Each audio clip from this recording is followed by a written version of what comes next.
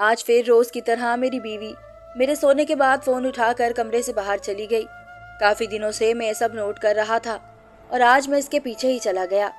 मुझे लगता था कि शायद बीवी को नींद में चलने की आदत है तो इस वजह से जाती होगी, मगर जब मैंने इसका पीछा किया तो मुझे बहुत अफसोस हुआ, क्योंकि मेरी बीवी रात के इस वक्त न जाने किससे बात कर रही थी। दूर होने की वजह से मैं इसकी आवाज़ तो न सुन सका, मगर इतना ज़रूर पता चल गया था कि वह किसी से बात कर रही है। फिर मैं फौरन गुस्से में वापस पलटकर कमरे में चला गया और इंतज़ार करने लगा कि वो अब आएगी। मगर वो पूरे आधे घंटे बाद कमरे में दाखिल हुई और दबे पाँव चलते हुए आकर बेड पर बैठ गई। मैंने भी सोने की एक्टिंग की और फिर कितनी देर वो बैठी रही। मुझे कुछ शक हुआ तो मैं फौरन करवट बदल कर कहने लगा कि तुम अभी तक जाग रही हो, सोई नहीं क्या? तो वो कहने लगी कि नहीं, अभी अभी उठी हूँ, बस दिल घबरा रहा था। इसकी बात सुनकर मुझे बहुत अफसोस हुआ। मुझे लगता कि इसका किसी और से चक्कर चल रहा है, इसलिए ये मुझसे छुपाती है और रातों को बातें कर, और सारा दिन तो मैं घर पर होता भी नहीं कि मैं इस पर नज़र रख सकूं, और इस बारे में किसी को बता भी नहीं सकता था कि सब क्या सोचते कि कैसी बीवी है तुम्हारी, तुम इस पर पहरे न लगा सके। बस यही सोचते सोचते मेरी आंख लग गई। सुबह जब उठा मैं फ्रेश होकर बीवी के पास आकर बैठ गया और पूछने लगा कि बताओ मुझे रात को क्या हुआ था। तो वो कहने लगी कि नहीं, मैं बिल्कुल ठीक थी, बस घबराहट हो रही थी इसलिए उठ गई। मैं फिर वहाँ से उठकर चला गया। जब वो बताना नहीं चाहती तो मैं कुरेदता ही क्यों इस मसले को, इसलिए तैयार होकर कमरे से बाहर चला गया, जहाँ माँ, भाभी और भाई बैठे पहले ही नाश्ता कर रहे थे।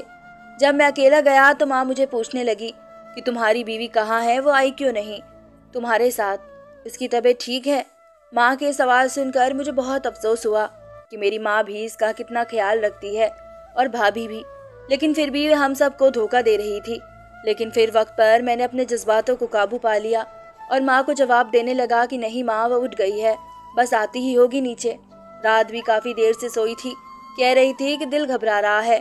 अपनी बात पर पूरी करके मैं खामोश हो गया तो माँ फौरन बोल उठी कि तुम इसका ख्याल रखा करो, तुम्हें पता तो है कैसी हालत है इसकी, लेकिन तुम्हें तो फर्क नहीं पड़ता, दो बोल तसल्ली के नहीं बोल सकते उससे। तो माँ की बात सुनते हुए मैं सोच रहा था कि माँ, मैं आपको क्या बताऊं कि मुझे किस हद तक परवाह है उसकी, लेकिन वो इस काबिल ही नहीं कि इसकी फिक्र की जाए। और फिर मैं माँ की बात का जवाब दिए बगैर वहाँ से चला गया। और फिर मैं नहीं जानता मेरे जाने के बाद पीछे घर में क्या हुआ और क्या नहीं, लेकिन हाँ, जब मैं रात को घर वापस आया तो मेरी भाभी मेरे पास आकर बैठ गई और कहने लगी कि तुम मुझे अपने भाइयों की तरह अजीज हो। बस इतनी सी बात कहूँगी, अपने दिल से बुरे ख्यालात निकाल फेंको, रिश्ते में मजबूती लाओ। भाभी की बातें सुनकर मैं बहुत हैरान हो गया और रात से जो ख्यालात मेरे दिल में जगह करे हुए थे उसे नजरअंदाज करके अपने कमरे में चला गया और अपनी बीवी के साथ बैठकर खाना खाया, इसे अपने हाथों से खाना खिलाया। लेकिन मैंने नोट किया कि मेरी बीवी खाना खाते हुए रो रही थी। मैं जानता था कि आंसू किस बात के हैं, लेकिन फिर भी खामोश बैठा रहा। खाना खाने के बाद मैंने ऑफिस का थोड़ा सा काम किया और फिर सोने के लिए लेट गया। अभी सोए थोड़ा टाइम ही गुजरा था कि मुझे लगा कि कमरे का दरवाज़ा खुला है, और फिर मैंने जैसे ही आंखें खोलकर बेड की दूसरी तरफ नज़र दौड़ाई तो देखा मेरी बीवी वहाँ से गायब थी और साथ अपना फ़ोन भी लेकर गई थी। मैं सोचने लगा कि दाल में यकीनन कुछ काला है, वरना ये तो नामुमकिन बात है कि कोई बीवी अपने पति को सोता छोड़कर बाहर चली जाए और फिर फ़ोन पर बातें करती रहे। और फिर मैं दोबारा इसके पीछे गया और अब की बार इसके बिल्कुल पीछे जाकर खड़ा हो गया, और जब मैं इस तक पहुँच तो मैंने इसके मुंह से सिर्फ इतनी ही बात सुनी कि आपने मेरे साथ अच्छा नहीं किया, और बस मेरी बर्दाश्त की हद खत्म हो गई है। मैंने इसका फ़ोन लेकर दीवार पर मार दिया और इसे घसीटते हुए कमरे में ले गया और इससे पूछने लगा कि कौन से आशिक ने अच्छा नहीं किया तुम्हारे साथ, बताओ ज़रा, तुम्हें शर्म नहीं आती मुझे धोखा देते हुए? एक तो पहले ही न जाने किसका गुनाह मेरे सर पर थोप दिया है, और फिर ऐसे अकड़ कर चलती हो जैसे बहुत शरीफ हो। मैं शुरू से गुस्से का बहुत तेज था, जो भी जुबान पर आता बोले चले जाता था, और आज भी ऐसा ही हुआ था। मेरी बात सुनकर मेरी बीवी रोए जा रही थी और कहे जा रही थी कि आप मेरी बात तो सुने, आपको गलत फहमी हुई है, मुझे माफ़ कर दें। मगर मैं खामोश बैठा रहा। वो रो रही थी इतना कि इसकी तबीयत खराब होने लगी, और उस वक्त भाभी कमरे में आ गई और मेरी बीवी की तबीयत खराब होती देख मुझ पर अफसोस भरी निगाह डालकर उसे उठाकर अपने साथ ले गई। मैं काफ़ी देर इंतज़ार करता रहा, लेकिन उनको काफ़ी टाइम हो गया था गए हुए। मैंने भाभी को कॉल की तो वह लगातार मेरा फ़ोन काट रही थी। मुझे फिर से गुस्सा आने लगा कि मेरी बीवी साथ ले गई है और मुझे ही नहीं बता रही कि क्या हुआ है। लेकिन कुछ देर बाद मेरा गुस्सा ठंडा होने लगा और नज़रों में शर्मिंदगी आ घिरी कि मैं इस वक्त ज़रूरत से ज़्यादा ही बोल गया था। मुझे अपनी बीवी का लिहाज करना चाहिए था। अगर इसको कुछ हो जाता तो मैं कैसे रहता। अभी मैं सब सोच ही रहा था कि गाड़ी का हॉर्न बजने लगा। मैं समझ गया था कि भाई और भाभी आ गए हैं, इसलिए फौरन नीचे की तरफ भागा। लेकिन जब वे लोग अंदर आए तो बीवी की हालत देखकर मैं डर गया था कि ऐसा भी क्या हो गया था और मैं फौरन अपनी बीवी तक पहुंचा और भाभी से पूछने लगा कि क्या हुआ है। लेकिन वह खामोश रही। मेरी बीवी भी खामोश थी। भाई तो आते के साथ ही कमरे में जा चुके थे। तरह तरह के वहम मेरे दिल में जंगा ले रहे थे। मेरी सांसें खुश्क होने लगी मगर कोई बोलने को तैयार ना था। फिर जब माँ कमरे से बाहर आई और पूछने लगी कि इसे क्या हुआ है तो फिर भाभी ने बताया कि इसका बीपी हाई हो गया था।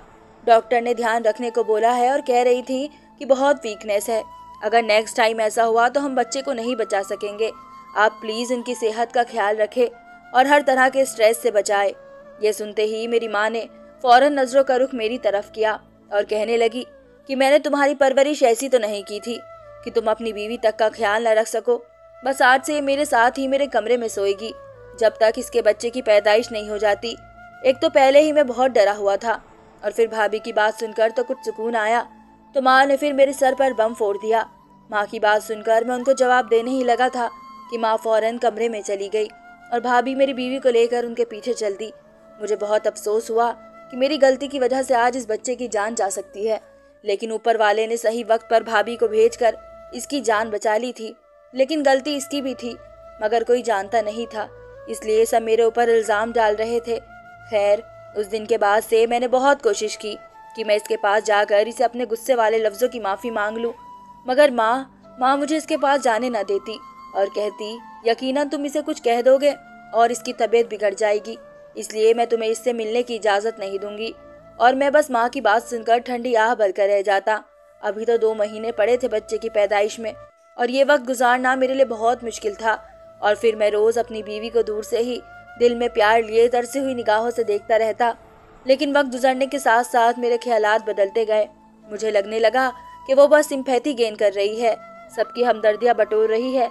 माँ इसे कभी कुछ बनाकर खिलाती तो कभी कुछ। मैं बहुत चिढ़ चुका था उन चीज़ों से, मगर मैं किसी को क्या बताता। भला सब इसी के तो आगे पीछे घूमते रहते थे। ऐसे ही वक्त गुजर रहा था कि एक दिन मेरी माँ मेरे पास आई और आकर कहने लगी कि तुम्हें इस वक्त अपनी बीवी के साथ होना चाहिए, मगर तुम तो अपनी अकड़ में बैठे हुए हो। ऐसी जिंदगी नहीं गुजरती।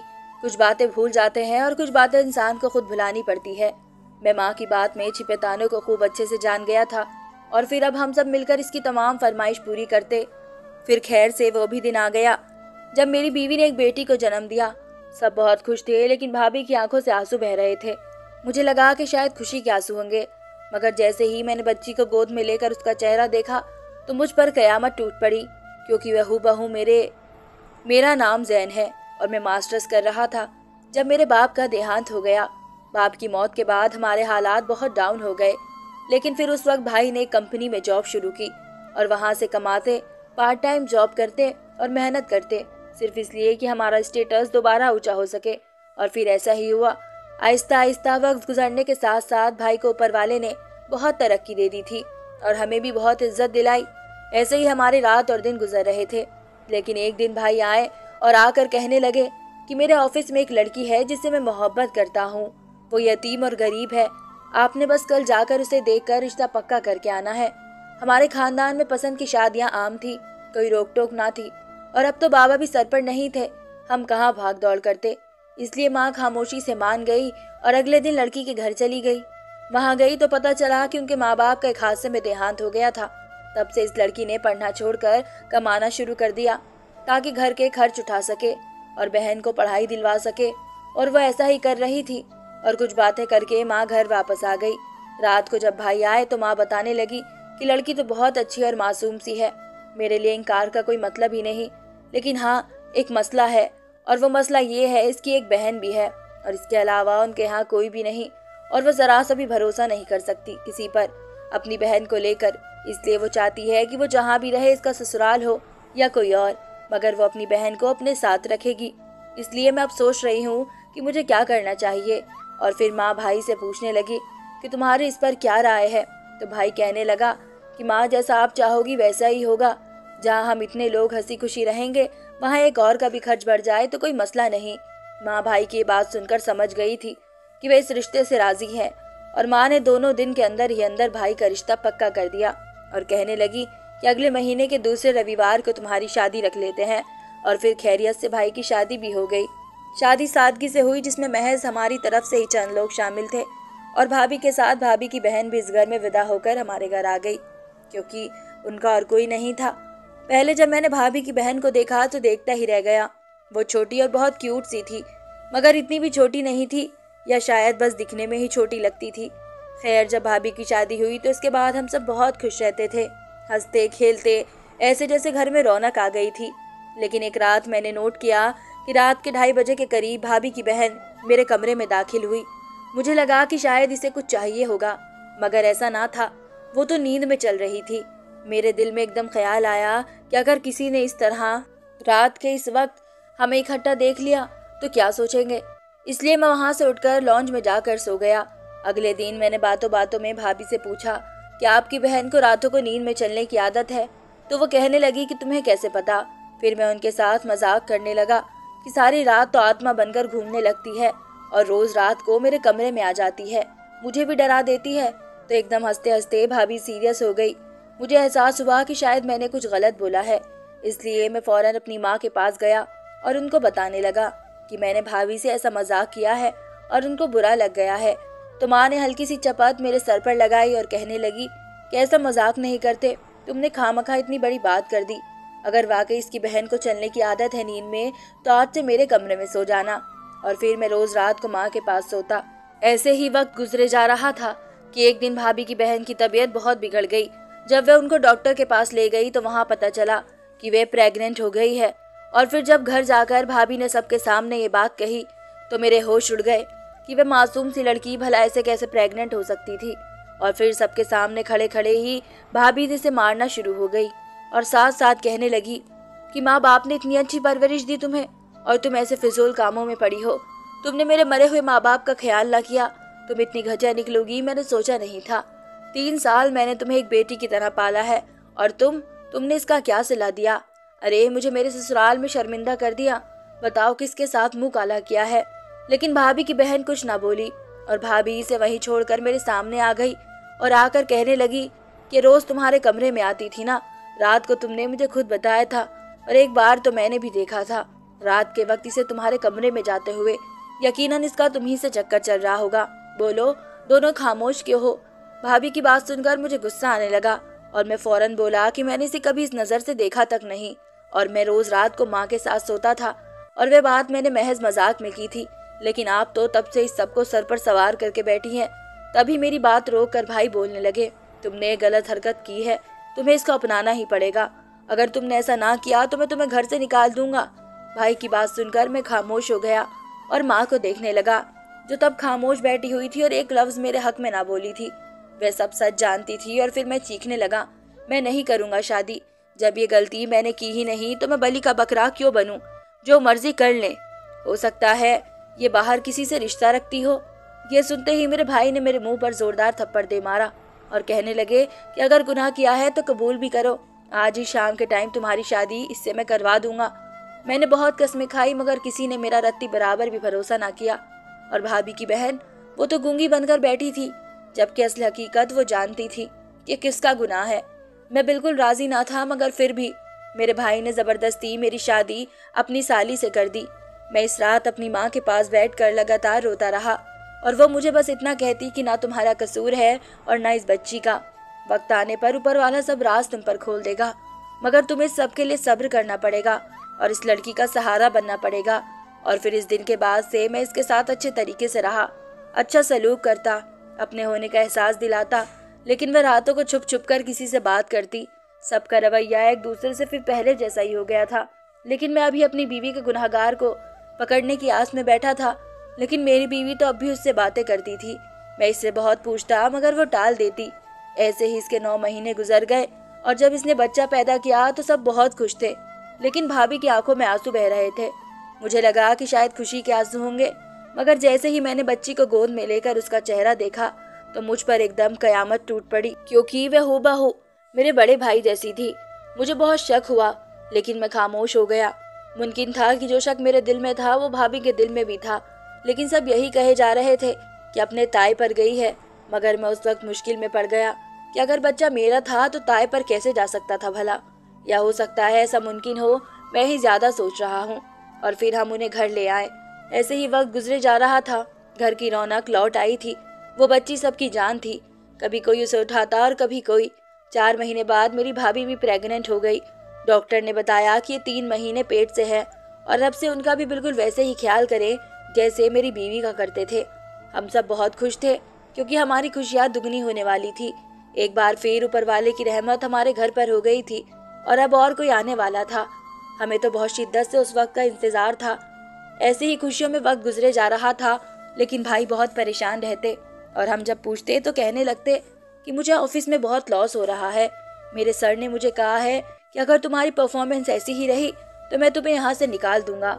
अपने भाई की बात सुनकर मैं उन्हें तसल्ली देने लगा कि कोई बात नहीं, वो ऊपर बैठा है ना, बखूबी जानता है किसके हक में क्या बेहतरी है और वही बहुत बेहतरीन करेगा आपके हक में। आप बस भाभी पर ध्यान दे, मेरी कमाई काफ़ी है इस घर को चलाने के लिए, तब तक आप दूसरी कोई नौकरी ढूंढ ले। और फिर मेरे भाई ने मुझे गले लगा लिया और वहाँ से चले गए। 4 महीने बाद भाभी को भी ऊपर वाले ने बेटी दी। सब बहुत खुश थे और भाभी के कमरे में खड़े थे। बच्ची अभी मशीन में ही थी, लेकिन अगले दिन जैसे ही बच्ची मशीन से बाहर लेकर नर्स आई तो बच्ची को देखकर मेरे पाँव तले जमीन निकल गई, क्योंकि वो मेरी बेटी की दूसरी कॉपी थी। ऐसे मालूम हो रहा था कि दोनों जुड़वा हो, और यही हाल बाकी सबका भी था। और मेरी भाभी, वो तो जैसे खामोश हो गई थी। मैंने उन्हें बहुत कहा कि ऊपर वाले का करिश्मा भी तो हो सकता है कि दोनों भाइयों को एक जैसी औलाद हो। वो मेरी एक भी बात मानने पर राजी ना थी। मेरा भाई उस वक्त अपने ऑफिस में था। आज उन्होंने रिजाइन दे देना था ऑफिस से, तो इस वक्त भाभी के पास असल में मेरी माँ और मेरी बीवी ही थी। मेरी बीवी हाथों में अपनी बच्चे लिए खड़ी थी और पास ही भाभी की बच्ची भी लेटी थी। भाभी कुछ न बोली सिवाय इसके कि उन दोनों बच्चों का भी इस वक्त DNA टेस्ट करवाओ। मेरी बीवी थर थर काँप रही थी और कह रही थी कि मैं अपनी बेटी नहीं दूंगी, मगर भाभी की हालत को देखते हुए माँ ने मुझे कहा कि हर सूरत में टेस्ट करवा कर लाओ। और फिर मैं दोनों बच्चों का ब्लड सैंपल देकर आया, जिसकी रिपोर्ट हमें 2 घंटे में अर्जेंट ही मिल गई। और मैं वह रिपोर्ट लेकर डॉक्टर के पास गया, लेकिन डॉक्टर की बात सुनकर मेरा दिमाग सुन्न होने लगा। मैं अपने भाई को क्या समझा था और वो क्या निकला। मैं जैसे हकीकत को झुटलाने की कोशिश कर रहा था, वो हकीकत मेरे सामने आई थी। लेकिन मुश्किल ये था कि मैं ये सब जाकर अपनी भाभी को कैसे बताता, मगर मुझे ये हिम्मत दिखानी ही थी। और फिर मैं भी रिपोर्ट लेकर भाभी के रूम में चला गया, जहाँ भाभी और मेरी बीवी मेरा इंतजार कर रहे थे। और फिर मैंने वहाँ सच्चाई बताई कि दोनों बच्चे भाई के हैं। यह सुनते ही भाभी निढाल हो गई और सदमे में चली गई, मगर हमारे पास कोई लफ्ज ना थे उनको तसल्ली देने के लिए। और फिर हम उन्हें लेकर घर आ गए, मगर वह अब भी मिट्टी का पुतला बनी बैठी थी। भाई को मैंने इन्फॉर्म कर दिया था कि हम घर आ गए हैं और वो सीधा घर ही आ रहे थे। और मैं अपनी बीवी के पास गया और उससे पूछने लगा कि बताओ, क्या तुम जानती थी कि ये सब तुम्हारे साथ भाई ने किया है? मगर वो खामोश ही रही। मैं एक बार फिर दहाड़ा तो वो कहने लगी कि हाँ, मैं ये सब जानती थी, लेकिन मैं एक लफ्ज़ भी इसलिए ना बोली क्योंकि मुझे भाई ने धमकी दी थी कि अगर तुमने ऐसा कुछ किया तो मैं तुम्हारी बहन को तलाक दे दूंगा और फिर इसका वो हाल करूंगा, तुम सोच भी नहीं सकती। आप पूछते थे ना कि मैं रातों को किसको कॉल करती हूँ, तो मैं आपको बताना चाहती हूँ कि मैं रातों को आपके भाई को ही कॉल करती थी और उन्हें कहती थी कि आप बहुत जालिम हैं, आपने मेरे साथ अच्छा नहीं किया, मगर याद रखना ऊपर वाला आपसे जुल्म का बदला लेगा। मुझे लगता है कि आज ही वो वक्त है जब उनसे उनके जुल्म का बदला ऊपर वाला ले रहा है। अभी मेरी बीवी बोल ही रही थी कि भाई आ गए और आकर बताने लगे कि मैं रिजाइन दे आया हूँ, लाओ भाई मुझे मेरी बेटी तो लाकर दिखाओ। और फिर जब मैं बेटी लेकर आया तो वो पकड़कर प्यार से कहने लगे कि मेरे छोटे भाई, अपनी नहीं मेरी बेटी लाओ, और आज ये इतनी छोटी सी क्यों लग रही है और मेरी बीवी यहाँ गुमसुम सी क्यों बैठी है। फिर मैंने भाई को जवाब दिया कि भाभी गुमसुम इसलिए है क्योंकि जो बच्ची आपने हाथ में उठाई हुई है ये आप ही की बच्ची है, जिसे भाभी ने कल ही जन्म दिया है। मेरी बात सुनते ही भाई के चेहरे का रंग उड़ गया और वे खड़े होकर कहने लगे कि ऐसा नहीं हो सकता, और पास खड़ी माँ को अपनी बच्ची पकड़ा दी। फिर मैं भाई के करीब पहुंचा और उनका गिरेबान पकड़ लिया और कहने लगा कि बताएं मुझे हकीकत क्या है, क्यों किया आपने मेरी बीवी के साथ ये सब। क्यों दिया आपने भाभी को धोखा? बोले। पहले तो भाई इनकार करते रहे कि नहीं ऐसा कुछ नहीं है, और फिर थक हार कर भाभी के कदमों में बैठकर रोते हुए बताने लगे कि जब मैंने पहली बार इस लड़की को ऑफिस में देखा तो मुझे बहुत अट्रैक्ट किया। मैंने इसे बुलाना चाहा तो सबके सामने मेरे मुंह पर इनकार करके चली गई। सब मेरा मजाक उड़ाने लगे और फिर मैं इसके पास गया और गुजरते वक्त के साथ इसे अपनी मोहब्बत के जाल में फंसाया। असल में तो मेरी नज़र इसके घर पर थी जो सिर्फ उन 2 बहनों का था, इसलिए मैंने इससे शादी कर ली। लेकिन जब शादी के बाद पहली बार इसकी बहन को देखा तो मेरा दिल इसकी तरफ भी दीवाना होने लगा। मेरी गंदी नजरें भटक भटक कर इस पर जाती, और जब उसने मुझे बताया कि इसकी बहन को नींद में चलने की आदत है तो मैंने इसकी कमजोरी का फायदा उठाकर इसके साथ गलत काम किया। वो रोती रही, चीखती रही, मगर मैं इसे धमकियां देता रहा कि तुम्हारी बहन की नजरों में तुम्हें नीच बना दूंगा और उसे तलाक देकर छोड़ दूंगा, और कुछ बंदे हायर करके उसका एक्सीडेंट करवा कर अगली दुनिया का टिकट कटवा दूंगा। अगर तुम चाहती हो कि मैं ये सब ना करूं तो अपनी जुबान सबके सामने बंद रखना। और वो मेरी इतनी सी धमकी से डर भी गई, और इस दिन के बाद से वो रोज कमरे की कुंडी लगाकर सोती। मैं रोज उसके कमरे में जाने लगता मगर दरवाजा बंद मिलता। और फिर चंद दिनों बाद उसकी तबीयत बिगड़ गई, और जब डॉक्टर ने बताया कि ये प्रेग्नेंट है तो मैं डर गया कि अगर कहीं इसने मेरा सच खोल दिया तो इसलिए जब मेरी बीवी तुम पर इल्जाम लगा रही थी तो इस वक्त मैं भी बोल उठा था ताकि किसी का शक मुझ पर न जाए और अपना किया धरा सब कुछ तुम्हारे कंधों पर डाल दूं और तुम्हारी इससे शादी करवा दूं। कुछ दिन तक तो इसकी जुबान बंद रही, मगर फिर मुझे आधी रात को कॉल करके कहने लगी कि मेरा ऊपर वाला तुमसे बदला लेगा, और मैं हंसने लगता। लेकिन अब मुझे लगता है कि वाकई मुझसे ऊपर वाला बदला ले रहा है और मेरे साथ बुरा हुआ है, इसलिए मुझे ऐसी सजा दी है। इसकी बात सुनते वक्त मैं महज अपनी बीवी का चेहरा देख रहा था जो वाकई बहुत मासूम थी, लेकिन वक्त से पहले दुनिया के लोगों ने इसकी मासूमियत छीन ली। अभी मैं सब सोच रहा था तो मेरा भाई उठकर फौरन मेरी बीवी के कदमों में गिरकर माफी मांगने लगा और बहुत रो रहा था। कह रहा था कि मुझे माफ कर दो, मुझसे गलती हो गई, तुम अगर माफ करोगी तो ऊपर वाला मेरी बेटियों के आगे मेरा क्या गुनाह नहीं लाएगा, मुझे माफ कर दो। और फिर मेरी बीवी ने उसे माफ कर दिया। मैंने प्यार से अपनी बीवी को देखा कि वाकई मुझे बहुत ही बेहतरीन बीवी मिली है। इतने में मेरी भाभी उठकर कहने लगी कि मुझे तलाक चाहिए, मैं अपनी बच्ची को तुम जैसे गलत जहनियत के इंसान के साथ नहीं रखना चाहती हूँ। मैं अपनी बच्ची लेकर यहाँ से जा रही हूँ, अगर तुम मुझे तलाक नहीं दोगे चंद दिनों में खुद तुम्हें तलाक का नोटिस भिजवा दूंगी। और फिर भाभी चंद लम्हे भी वहाँ ना रुकी और वहाँ से चली गई अपने पुराने घर। पूरे 2 दिन बाद भाई को तलाक के पेपर्स आ गए थे जिनमें भाभी पहले ही साइन कर चुकी थी, और फिर मैं भी अपनी बीवी, बच्ची और माँ को लेकर वहाँ से दूसरे घर में शिफ्ट हो गया। भाई जैसे इंसान के साथ कोई भी नहीं रहना चाहता था, और वैसे भी इंसान एक सांप से दोबारा नहीं डसवाना चाहता। ऐसे इंसान का यही नतीजा निकलता है। अब भाई इस घर में अकेले रहते थे। हम सब ने अपना रिश्ता भाई से खत्म कर दिया था। आज मुझे यकीन हो गया था माँ की इस बात पर कि वक्त आने पर ऊपर वाला वाकई सब राज खोल देता है, मगर इस सब के लिए सब्र करना पड़ता है। धन्यवाद दोस्तों।